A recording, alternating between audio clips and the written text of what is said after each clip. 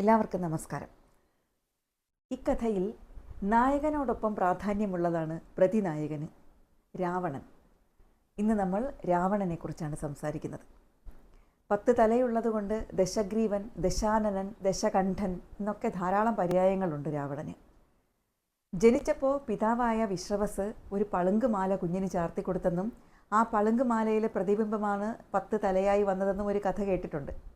അമരത്വം ലഭിക്കാനായി ബ്രഹ്മാവിനെ അതികഠിനമായി തപസ് ചെയ്ത് പ്രീതിപ്പെടുത്തി രാവണൻ. ദേവന്മാരാൽ താൻ വധിക്കപ്പെടരുത് എന്നും ആവശ്യപ്പെട്ടു. അങ്ങനെയാണ് മനുഷ്യ അവതാരമായ ശ്രീരാമനാൽ വധിക്കപ്പെടുന്നത്. മഹാദേവനെ പ്രീതിപ്പെടുത്തി ചന്ദ്രഹാസം എന്ന ആയുധവും കൈവശപ്പെടുത്തുന്നു.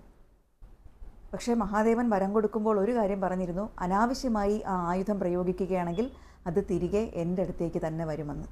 അങ്ങനെയാണ് മണ്ഡോദരിയുടെ മേൽ പ്രയോഗിച്ചപ്പോൾ ആ ആയുധത്തിൻ്റെ ഫലമില്ലാതായത് രാവണനെ. അങ്ങനെ രാവണനെ ചുറ്റിപ്പറ്റി ധാരാളം കഥകളാണുള്ളത്. ഇന്ന് നമുക്ക് രാവണനെക്കുറിച്ച് കൂടുതൽ അറിയാം. നമസ്കാരം. രാവണൻ എന്ന കഥാപാത്രം രാമായണത്തിൽ നേരത്തെ ആമുഖത്തിൽ പറഞ്ഞതുപോലെ രാമനോളമോ ചിലപ്പോൾ രാമനിലധികമോ പ്രഭാവത്തോടുകൂടി നിൽക്കുന്നുണ്ട്. വാൽമീകി രാമായണത്തിൽ പ്രത്യേകിച്ചും. വാൽമീകി രാമായണത്തിലെ രാമൻ വളരെ ഗംഭീരനായിട്ടുള്ളൊരു കഥാപാത്രമാണ്. നമ്മൾ രാവണനെ പ്രത്യക്ഷത്തിൽ കണ്ടു തുടങ്ങുന്നത് സീതാപഹരണം മുതലാണ്. അതുവരെ രാവണൻ രംഗത്ത് വരുന്നില്ല. ബാലകാണ്ഡത്തിൽ ദേവന്മാരെല്ലാവരും ചെന്ന് ഇദ്ദേഹത്തിൻ്റെ രാവണൻ്റെ ശല്യത്തെക്കുറിച്ച് ബ്രഹ്മാവിനോട് പരാതി പറയുകയും ബ്രഹ്മാവ് വിഷ്ണുവിനോട് രാവണ നിഗ്രഹത്തിനായിട്ട് ആവശ്യപ്പെടുകയും അദ്ദേഹം അത് ഞാൻ ഭൂമിയിൽ അവതരിക്കുമെന്ന് പറയുകയും അതിന് വേണ്ട സന്നാഹങ്ങളൊക്കെ ഒരുക്കാൻ ബാക്കി ദേവന്മാർ ശ്രമിക്കുകയും ചെയ്തു എന്ന് പറയുന്നതല്ലാതെ രാവണൻ പ്രത്യക്ഷപ്പെടുന്നില്ല. രാവണൻ പ്രത്യക്ഷപ്പെടുന്നത് സീതാപഹരണത്തിലാണ്. നമ്മൾ രാമായണത്തിലെ മുഴുവൻ കഥാപാത്രങ്ങളെയും പരിശോധിച്ച് നോക്കിയാൽ എല്ലാ കഥാപാത്രങ്ങൾക്കും ഏതോ ഒരു തരത്തിൽ ഒരു മനപരിവർത്തനം വരുന്നത് നമുക്ക് കാണാം. ശ്രീരാമനായാലും സീതയായാലും ഭരതനായാലും വിഭീഷണനായാലും സുഗ്രീവനായാലും അംഗദനായാലും എല്ലാവരും ഓരോ കഥാപാത്രത്തെ എടുത്ത് പരിശോധിച്ചാലും അവർക്കെല്ലാം ഒരു മനപരിവർത്തനം വരുന്നുണ്ട്. ആദ്യം മുതൽ അവസാനം വരെ അവരുടെ ജീവിതാവസ്ഥയ്ക്കനുസരിച്ച് അവരുടെ ജീവിതത്തിനനുസരിച്ചൊക്കെ അവരിൽ ഒരു മനപരിവർത്തനം വരുന്നു. പക്ഷേ നമ്മൾ അങ്ങനെ ഒരു മനപരിവർത്തനം വരാത്ത ഒരു കഥാപാത്രമായിട്ട് നമ്മൾ രാമായണത്തിൽ കാണുന്നത് രാവണനെയാണ്. എപ്പോഴും ഒരു സ്ഥിരമായ രാവണൻ ആദ്യന്തം ഒരേ നിലപാടിലാണ് നിൽക്കുന്നത്. ഒന്നുകൊണ്ടും തിരുത്തപ്പെടുന്നില്ല. ഒരു തരത്തിലും അദ്ദേഹത്തിൻ്റെ സ്വഭാവം മാറ്റുന്നില്ല. അതിനൊക്കെ അദ്ദേഹത്തിൻ്റെതായ കാരണങ്ങളുണ്ട്. അങ്ങനൊരു കഥാപാത്രമായിട്ടാണ് നമ്മൾ രാവണനെ കാണുന്നത്. ഈ മഹത്വവും നന്മയും ഒരുമിച്ചും ഇരിക്കാം, പിരിഞ്ഞും ഇരിക്കാം. മഹത്വവും നന്മയും കൂടെ ഒരുമിച്ച് വരുമ്പോഴാണ് അവർ ആരാധ്യരായി തീരുകയും എല്ലാവരുടെയും പ്രീതിക്ക് പാത്രമാവുകയും ചെയ്യുന്നത്. പക്ഷേ മഹത്വവും നന്മയും വേറിട്ട് നിൽക്കുകയും ചെയ്യാം. ലോകചരിത്രം നമ്മൾ പരിശോധിച്ച് നോക്കിയാൽ അനേകം ഭരണാധികാരികൾ, അനേകം യോദ്ധാക്കൾ, അങ്ങനെയുള്ള ആളുകളിൽ നമുക്ക് മഹത്വം കാണുമ്പോൾ തന്നെ അവരിൽ നന്മ കുറഞ്ഞിരിക്കുന്നതായിട്ട് കാണാം. അവരെ നമ്മൾ ഗ്രേറ്റ് എന്ന് പറയണം. പക്ഷേ ഗ്രേറ്റ് എന്ന് പറയുമ്പോൾ തന്നെ അദ്ദേഹം മഹാനാണ്, പക്ഷേ എന്ന് പറയുന്ന ഒരു പക്ഷേ അതിനകത്ത് നിൽക്കും. രാമായണത്തിൽ ചിത്രീകരിച്ചിരിക്കുന്ന ശ്രീരാമനെ സംബന്ധിച്ച് ശ്രീരാമനിൽ മഹത്വവും നന്മയും ഒരുമിച്ച് നിൽക്കുന്നതായിട്ടാണ് കാണുന്നത്.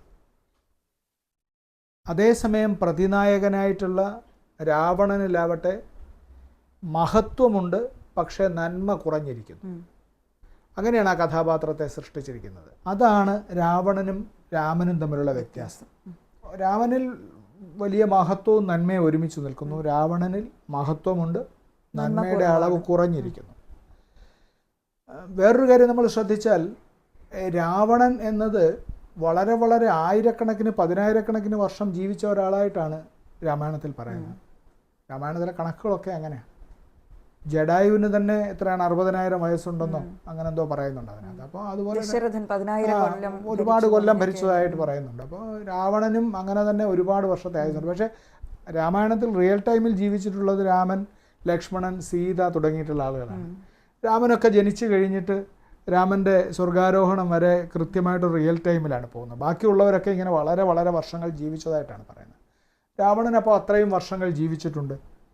രാവണൻ അതുകൊണ്ട് തന്നെ അനേകം യുദ്ധങ്ങൾ ചെയ്തിട്ടുണ്ട്. നമ്മൾ കാണുന്നതിലും അധികം യുദ്ധങ്ങൾ. ജീവിച്ച് യൗവനമാവുമ്പോഴത്തേക്ക് മുഴുവൻ യുദ്ധമാണ് അദ്ദേഹത്തിൻ്റെ ജീവിതത്തിൽ, മുഴുവൻ പോരാട്ടങ്ങളാണ്. ഇങ്ങനെ കീഴ്പ്പെടുത്താനും അധീനപ്പെടുത്താനുമുള്ള പോരാട്ടങ്ങളാണ് നടക്കുന്നത്. അതിൻ്റെ ഒരു കാരണം, ഈ കൈകസിയുടെ പുത്രനായിട്ട് ജനിച്ചു. മക്കൾ 4 പേര്, അവർ 4 പേര് ജനിച്ചു കഴിഞ്ഞിട്ട് അവർക്ക് സത്യം പറഞ്ഞാൽ അവർക്ക് ഈ ഭൂമിയിൽ എവിടെയും കൃത്യമായി ജീവിക്കാനുള്ളൊരിടം കിട്ടിയില്ല. അപ്പോൾ അവരതുകൊണ്ട് പാതാളത്തിലാണ് പോയി ജീവിച്ചത്.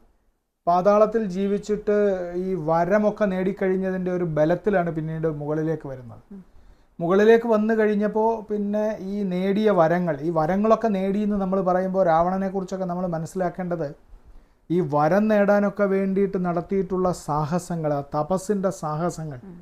അപ്പോൾ അതൊന്നും വെറുതെ വന്നതല്ല അദ്ദേഹത്തിലേക്കും അനുജന്മാരിലേക്കും അതൊന്നും വെറുതെ വരികയല്ല ചെയ്തത്, വലിയ സാഹസത്തിൻ്റെ ഭാഗമായിട്ടാണ്.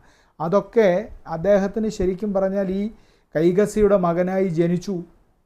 വിശ്രവസ് എന്ന മഹാമഹർഷിയുടെ മകനായിട്ടാണ് ജനിച്ചത്. പക്ഷേ അതല്ല കൗണ്ട് ചെയ്യപ്പെട്ടത്. ബാക്കി പലരുടെ കാര്യത്തിലും പിതാക്കന്മാരുടെ കാര്യമാണ് കൗണ്ട് ചെയ്യപ്പെട്ടത്. പക്ഷേ രാവണൻ്റെ കാര്യത്തിൽ പിതാവിൻ്റെ കാര്യമല്ല കൗണ്ട് ചെയ്യപ്പെട്ടത്, പകരം ഈ അമ്മയുടെ മകനാണെന്നുള്ളതാണ്. അപ്പോൾ അതിൻ്റെ പേരിൽ നേരിട്ടിട്ടുള്ള അനേകം ബുദ്ധിമുട്ടുകളെ തരണം ചെയ്താണ് വരുന്നത്. അത്തരം ബാല്യകാലത്തെക്കുറിച്ചൊന്നും രാമായണത്തിൽ പറയുന്നൊന്നുമില്ല, പക്ഷേ നമുക്കത് ഊഹിക്കാം.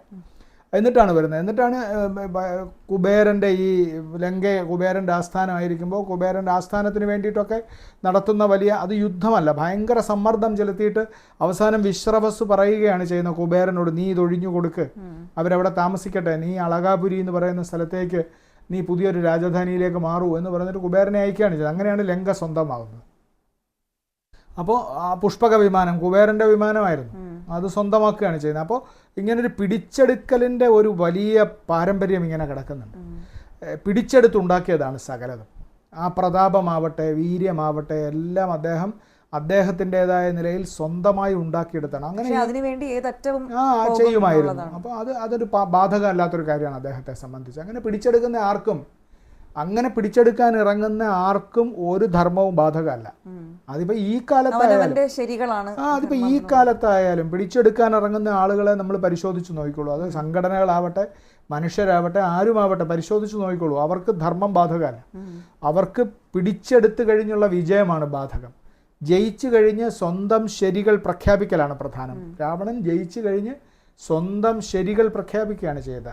നമ്മൾ ഇന്ദ്രജിത്ത് ജനിക്കുമ്പോൾ എല്ലാ ഗ്രഹങ്ങളെയും രാവണൻ ഭീഷണിപ്പെടുത്തി ഏറ്റവും ശുദ്ധമായ സ്ഥലത്ത് നിർത്തിയിരുന്നു എന്നും ശനി മാത്രം അദ്ദേഹത്തിൽ നിന്ന് കാല് പതുക്കെ നീട്ടിവെച്ചു എന്നും ശനിയുടെ കാല് ഇദ്ദേഹം അടിച്ചൊടിച്ചു എന്നും അതുകൊണ്ട് ശനി പങ്കുപാതനായിപ്പോയി എന്നും ഒക്കെ കഥകളുണ്ട്.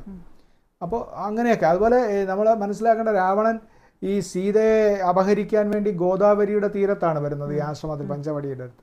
അപ്പോൾ അവിടെ വരുമ്പോൾ രാമായണത്തിൽ പറയുന്നുണ്ട്, പെട്ടെന്ന് കാറ്റ് നിശബ്ദമായി, ഒരു മരവും അനങ്ങുന്നില്ല, എല്ലാ മരങ്ങളും നിശ്ചലമായി രാവണനെ ഭയന്നിട്ട്.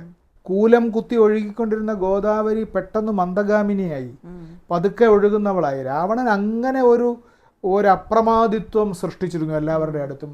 എല്ലാവരെയും ഭയപ്പെടുത്തിയാണ് നിർത്തിയിരുന്നത്. ദേവന്മാരെ ഭയപ്പെടുത്തി, ദാനവന്മാരെ ഭയപ്പെടുത്തി. ഈ വരം നേരത്തെ പറഞ്ഞല്ലോ, ആ വരത്തിൻ്റെ ബലം ദേവന്മാർ മാത്രമല്ല, ദാനവന്മാർ അങ്ങനെയുള്ള ഒരാളും സംഹരിക്കരുത് എന്നാണ്. മനുഷ്യനെ പറ്റി പറയാൻ വിട്ടുപോയി. ഒന്നാമത് രാവണന്റെ ദൃഷ്ടിയിൽ മനുഷ്യൻ എന്ന് പറയുന്നത് അങ്ങേയറ്റം നിസ്സാര. മനുഷ്യനോടുള്ള പുച്ഛൻ രാമനെക്കുറിച്ച് പറയുന്ന എല്ലാ സ്ഥലത്തും ഉണ്ട്. ഇപ്പം മാരീചൻ മായാമൃഗമായിട്ട് മാറാൻ വേണ്ടിയിട്ടൊക്കെ ചെന്ന് സീതയെ അപഹരിക്കുന്നതിന് മുൻപിൽ മാരീചനെ ചെന്ന് കാണുമ്പോൾ മാരീചൻ പറയുന്നുണ്ട്, ശ്രീരാമനെ അങ്ങനെ പോയി ആക്രമിക്കാൻ പറ്റില്ല, ശ്രീരാമൻ നമ്മൾ വിചാരിക്കുന്നത് പോലെ ഒരാളല്ല എന്ന് പറയുമ്പോൾ രാവണൻ പറയുന്നുണ്ട്, അയാൾ വെറുമൊരു മനുഷ്യനാണ്. മാത്രമല്ല, അയാൾ എൻ്റെ 14,000 രാക്ഷസന്മാരെ അയാൾ കൊന്നു. എൻ്റെ സഹോദരിയെ വ്രണപ്പെടുത്തി. അയാളൊരു സാധാരണ മനുഷ്യനാണ്. അയാളെ എന്തിനാണ് ഭയക്കുന്നത് എന്ന് ചോദിക്കുമ്പോൾ മാരീചൻ വളരെ വിശദമായി രാമനെക്കുറിച്ച് പറയുന്ന ഭാഗത്തിൽ, രാമനിൽ നിന്ന് രാമബാണത്തിൻ്റെ ശക്തി ഞാൻ അറിഞ്ഞിട്ടുണ്ട്, എനിക്കത് അറിയാമെന്ന് പറഞ്ഞിട്ടാണ് വളരെ പ്രസിദ്ധമായിട്ടുള്ള വാചകം പറയുന്നത്. രാമോ വിഗ്രഹവാൻ ധർമ്മ സാധു സത്യപരാക്രമ എന്ന് പറയുന്ന രാമോ വിഗ്രഹവാൻ ധർമ്മ എന്നത് എല്ലാ സ്ഥലത്തും രാമനെക്കുറിച്ച് പറയുമ്പോൾ നമ്മൾ ഉപയോഗിക്കുന്നതാണ്. മാരീചനാണ് പറയുന്നത്, രാമൻ ധർമ്മം വിഗ്രഹരൂപം പൂണ്ടതാണ്, ധർമ്മത്തിൻ്റെ മൂർത്തിമത് ഭാവമാണ്, സത്യപരായണനാണ്, സത്യത്തിൽ വിശ്വസിക്കുന്നവനാണ്. അതുകൊണ്ട് പക്ഷേ രാവണൻ അതൊന്നും ഒരു പ്രശ്നമല്ല കേട്ടോ. രാവണൻ മനുഷ്യൻ എന്ന നിലയിൽ അങ്ങനെ അദ്ദേഹത്തെ പുച്ഛിക്കുകയാണ്. പൂർവ്വകാല അനുഭവങ്ങളും അങ്ങനെയല്ലേ, എല്ലാം അതെ, മനുഷ്യനെ അദ്ദേഹം അതുകൊണ്ടാണല്ലോ വരം ചോദിക്കുമ്പോൾ എനിക്ക് മനുഷ്യരിൽ നിന്ന് ഞാൻ വധിക്കപ്പെടാനിടയാവരുതെന്ന് ചോദിക്കാതിരുന്നത് ഇതിനെ അഗണ്യകോടിയിൽ തള്ളിയിരുന്നതുകൊണ്ടാണ്. അത് കഴിഞ്ഞിട്ട് സീതയുടെ അടുത്ത് അശോകവനികയിൽ ചെല്ലുമ്പോഴും സീതയോട് പറയുന്നത്, നിങ്ങൾ ഈ രാമനെ എന്തിനാണ് ഇങ്ങനെ ആരാധിക്കുന്നത്? അയാൾ നിങ്ങളെ ആനയൊക്കെയുള്ള വനത്തിൽ കൊണ്ടുവന്ന് നിങ്ങളെ കൊണ്ടുവന്ന് താമസിപ്പിച്ചിരുന്ന ആളാണ്. യാതൊരു വീര്യവും പരാക്രമവും ഇല്ല.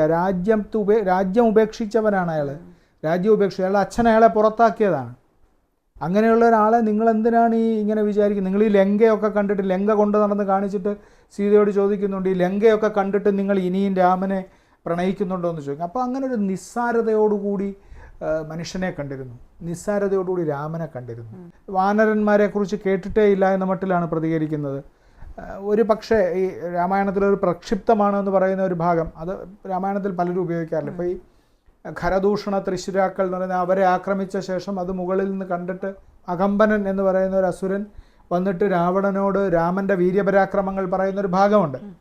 പക്ഷേ അത് അങ്ങനെ പ്രക്ഷിപ്തമാണ്, അത് പിന്നെ സ്വീകരിക്കപ്പെട്ടിട്ടില്ല. എങ്കിലും രാവണന് രാമനെക്കുറിച്ച് ഒന്നും അറിയില്ല എന്ന മട്ടിലാണ് രാവണൻ പെരുമാറിപ്പോരുന്നത്. അത് രാമായണത്തിൽ രാവണൻ്റെ പതനത്തിന് കാരണമാക്കിയ പല കാരണങ്ങളിലൊന്നാണ്. നമ്മളിപ്പോൾ ഒരാളെ ശത്രുവായി കാണുമ്പോൾ ആ ശത്രുവിനെ നമ്മൾ ഗൗരവത്തിൽ കാണണമല്ലോ. ആ ശത്രുവിനെ ഗൗരവത്തിൽ കാണാതെ വരുമ്പോൾ നമുക്ക് ധാരാളം അബദ്ധങ്ങൾ പറ്റിക്കൊണ്ടേയിരിക്കും.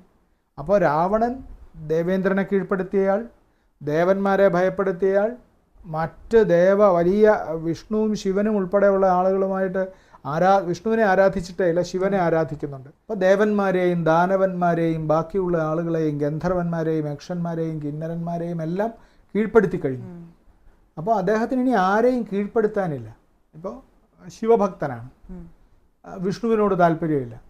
ശിവനെക്കുറിച്ച് അദ്ദേഹം എഴുതിയതെന്ന് പറയുന്ന വളരെ പ്രസിദ്ധമായിട്ടുള്ളൊരു സ്തോത്രം നമ്മൾ കേട്ടിട്ടുണ്ടായിരിക്കും. രാവണൻ കവി കൂടിയായിരുന്നല്ലോ, കവിയായിരുന്നു, വലിയ വൈണികനായിരുന്നു, വീണ വായിക്കുമായിരുന്നു.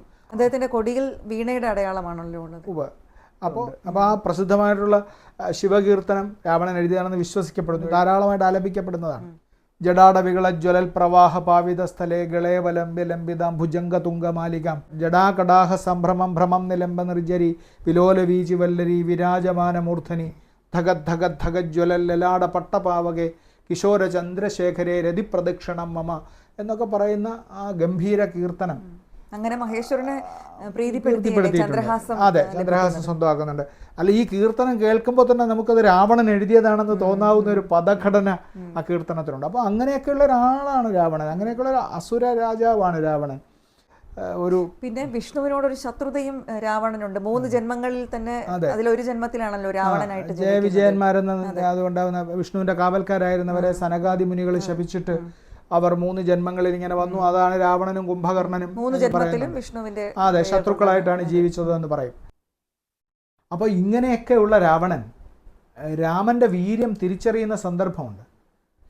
യുദ്ധകാണ്ഡത്തിലെ 35-36 അധ്യായങ്ങൾ, സർഗങ്ങൾ അതെടുത്ത് പരിശോധിച്ചാൽ കാണാം. രാവണൻ ആക്രമിക്കപ്പെട്ട ആകപ്പാടെ രാവണന്റെ രഥം തകർന്നു, അസ്ത്രവും വില്ലും നഷ്ടപ്പെട്ടു. രാവണൻ നിരായുധനായി നിലത്തിറങ്ങി പരിക്ഷീണനായി നിൽക്കുന്നു. അപ്പോൾ ശ്രീരാമൻ രാവണനോട് പറയുന്നു, നിങ്ങളൊരു അസാമാന്യ വീരനാണ്, നിങ്ങൾ എൻ്റെ ഭാഗത്തെ ധാരാളം പേരെ നിഗ്രഹിച്ചു, നിങ്ങൾക്ക് നല്ല തളർച്ച കാണുന്നുണ്ട്, നിങ്ങൾ ലങ്കയിൽ പോയി ഒന്ന് ഉറങ്ങി ഒന്ന് ഉന്മേഷവാനായി രഥമൊക്കെ സ്വീകരിച്ചിട്ട് തിരിച്ചു വരൂ എന്ന് പറയുന്നുണ്ട്. അത് രാവണനെ ഏറ്റ ഭയങ്കരമായ പ്രഹരമായിപ്പോയി. രാവണൻ കുറേ നേരം അവിടെ നിശബ്ദനായി നിന്നിട്ട് തിരിച്ചു കൊട്ടാരത്തിലേക്ക് പോയി അവിടെ സിംഹാസനത്തിലിരുന്നിട്ട് രാക്ഷസന്മാരോട് പറയുന്നുണ്ട്, ഞാനൊരു മനുഷ്യനോട് പരാജയപ്പെട്ടു പോയി, എനിക്കിത് മനസ്സുകൊണ്ട് താങ്ങാൻ പറ്റുന്നില്ല എന്ന് പറയുന്നുണ്ട്. ആ സമയത്തൊക്കെയാണ് ഈ വീര്യപരാക്രമം, ഇങ്ങനെ ഒരാൾക്ക്, ഞാൻ തീരെ നിസ്സാരനെന്ന് വിചാരിച്ചിരുന്ന ഒരാളിൽ ഇത്ര വലിയ വീര്യപരാക്രമങ്ങൾ അടങ്ങിയിട്ടുണ്ടല്ലോ എന്ന് രാവണന് ബോധ്യം വരുന്നത് ആ സന്ദർഭത്തിലാണ്. ഈ സന്ദർഭത്തിൽ രാവണൻ പറയുന്നുണ്ട്, ബ്രഹ്മാവ് പറഞ്ഞത് ഞാൻ ഓർക്കുന്നു, എനിക്ക് മനുഷ്യരിൽ നിന്ന് ഹതി ഉണ്ടാവും എന്ന് പറഞ്ഞു. ഇത് രാവണൻ്റെ ചിന്തയിലെ വലിയ പശ്ചാത്താപത്തിൻ്റെ തുടക്കം എന്നൊന്നും പറയാൻ കഴിയില്ല. പക്ഷേ ഏതു മഹാരഥനും അങ്ങനെ ചില ചിന്തകളുണ്ടാവും. രാവണൻ്റെ ഐതിഹാസികമായ ജീവിതത്തിൻ്റെ ബാക്കി ഭാഗങ്ങൾ ഇനിയും നമുക്ക് പറയേണ്ടതുണ്ട്. രാവണനെക്കുറിച്ച് ഇനിയും അറിയാൻ ധാരാളം ബാക്കിയുണ്ട്. അത് നാളെ. അതുവരേക്കും എല്ലാവർക്കും നമസ്കാരം. നമസ്കാരം.